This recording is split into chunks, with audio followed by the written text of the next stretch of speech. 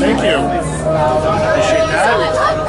You guys do great work, and hopefully, I don't know if you realize that you've already been nominated at the next bash for an award. I think I posted it on Facebook. I'm not sure if you saw it. What is this? It sounds like we're back in Lawrence. Right? Unbelievable. It's a big story. Right? The firefighters, they could do this. Yes, the governor is very excited about finally having a public records bill in Massachusetts. He's already issued an executive order to having new rules at the state level through his cabinet. And I'm not sure if it extends to all the departments yet because they're waiting for the legislation. But he has said that he's for public records. It's interesting because before the election we couldn't get a commitment out of him. But now he's on board, which is great. And one of my people had a conversation with him yesterday or the day before in Lawrence when he was there for Lawrence Community Works, and said that he was 100% on board with the bill. So this is great. This is good news. We've got all the votes that we need in the House. We've got all the votes we need. Yes, we have all the votes that we need in the Senate. We now have the governor on board. So now the only thing that the Mass Municipal can do if they want to try and do anything to stop this bill is to try and water it down. And that's why there was a delay. They went to the subcommittee chairman, Peter Kokon, and asked for a delay so that they could change the language to water it down. And we've already got a number of state senators and representatives ready. When the new language comes out, if it waters down the bill in any way, Diana DeZoglio and Katie Ives, and believe it or not, these are all Democrats that are helping us, have already said if they try to water it down, we will be making amendments on the floor, we will be making sure that we get that language out. And it looks as though, for the first time ever in the history of Massachusetts, we're finally going to have a public records law that actually means something.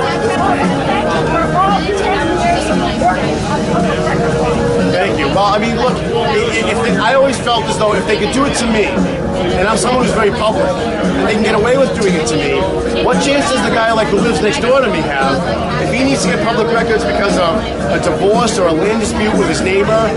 What chance does he have if I can't get information, given all the people that I know and given the business that I'm in? So I'm glad that it's moving forward. We're not there yet. A lot of times people make commitments, state legislators make commitments, and then they go back on those commitments.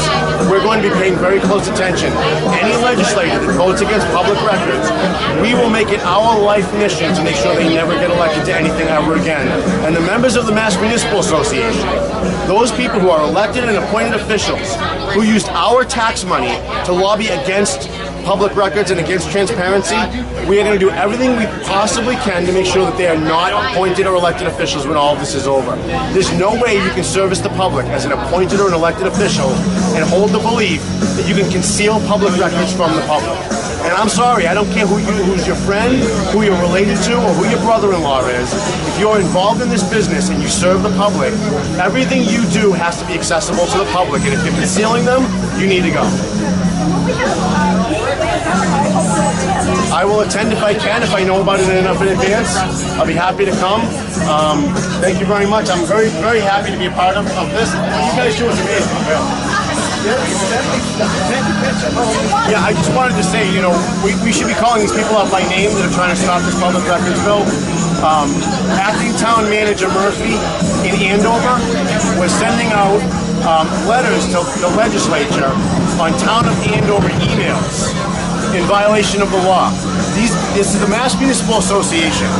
They're using our tax money that they get from the cities and towns that join their municipal association, and they use it to lobby public officials on Beacon Hill to stop public records from becoming public.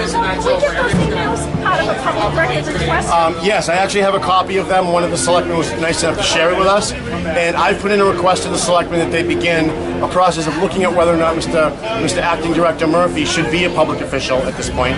He's not up for the full position, so once they hire a new town manager, he will go back to whatever his position was, I assume, before, and I think we should put a stop to that. I don't think anybody should hold public office, appointed or elected, or a police officer or a teacher, if you think that you can use taxpayer dollars to conceal public records. I just don't think. I think that's just one of those things.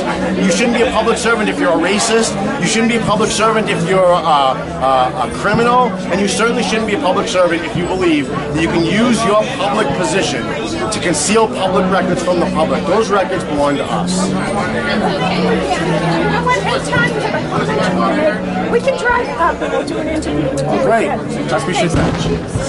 Yep. And then we'll have Great. Thank you.